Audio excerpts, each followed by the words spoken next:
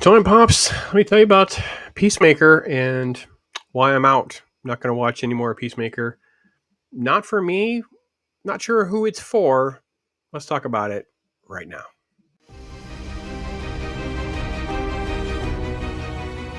Yeah, I'm Mops, and I've reviewed Peacemaker season one. There's a few old videos talking about that. I was not a big fan of it. Thought it was just sort of like okay. And if let me review that in the Gunverse, if we talk about the fact that now we have some ties to the Suicide Squad, Peacemaker season one, of course, Superman, Creature Commandos, that Peacemaker doesn't really make the top of my list. I think the Suicide Squad is probably my favorite thing amongst all of that, and that's mostly because Superman just irritates the crap out of me because it's been so overblown as being good, and it's mediocre at best. Peacemaker seemed like Gunn being Gunn, and it felt like it would lean into his strengths and it would be decent. So with season two coming, I thought, well, he's going to be laying the groundwork of his universe and build upon what he did in Superman. So I expected a lot more Justice Gang and the characters from Peacemaker season one. We saw in some teaser stuff with sort of like a multiverse and multi-dimensional stuff. We get a little backstory, a little catch up, if you will. I got to be honest, almost everything felt foreign to me. So that shows how little Peacemaker season one stuck with me. We have this sort of like sad sack of a human Chris, aka Peacemaker, and we pick up the story. Well, I know it's giving you exactly what you wanted. John Cena running around in his tidy whitey. So, yeah, the heroism elements that you'd want in comic books and superhero content is totally not what James Gunn is going to bring you. And if that hasn't been evident to you in the stuff that he's already done, that he is only into quirky and odd characters and quirky and odd behavior. So if you think this is sort of cringy, this is only the beginning. We have a brief exchange in the car with a character from season one. I don't even remember all their names. I just know that she doesn't really matter in the grand scheme of things. James Gunn is using her as a diverse POC hire, and that's about all. And he's going to basically the Justice Gang interview. And you've seen a little bit of this in some of the teasers where it's basically a back and forth with the Justice Gang.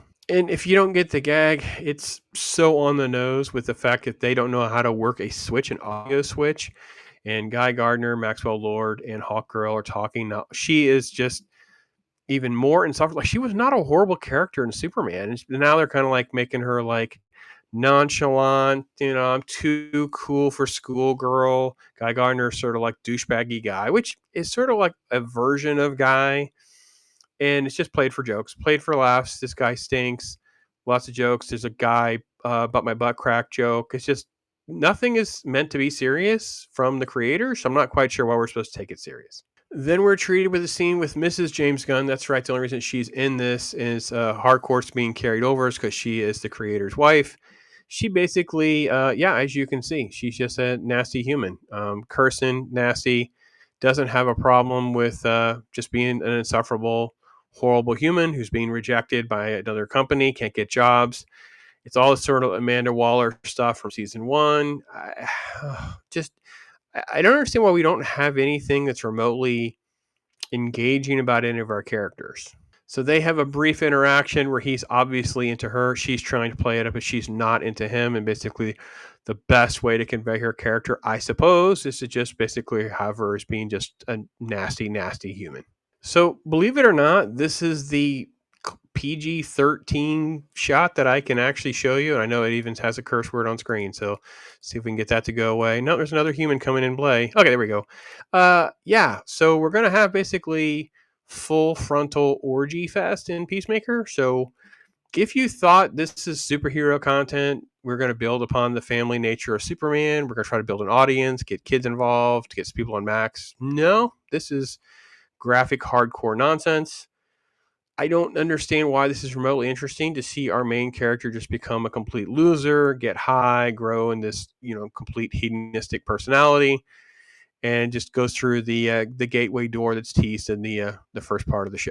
All right, if you remotely can keep up or care about all these side characters, Frank Grillo is playing Rick Flag Sr., who is just now on a revenge quest, keeping his fingers on the pulse of what's going on with Peacemaker because Peacemaker had killed his son, Rick Flag Jr., previously. And we have these characters that nobody should care about because they don't have any real purpose. There's no real sort of like BC story here. There's no characters. It's just sort of quickie back and forth and jokes and quips and that kind of stuff. And like I said, Chris walks through the portal. He ends up into like an alternate universe where everything is completely different, with his brother and father still being alive. The girl is into him. Everyone is it's a life he kind of wishes that he had. I don't know exactly why, because it's not necessarily what all the deals are with this world, or whatever certain issues may or may not be, but everything is on the surface hunky dory for him. I understand that for the most part, this is going to come across as somebody who's kind of prudish because of the hedonistic scene, but reality is there's like no real story here. There's no real journey here. There's nothing to like about any of these characters.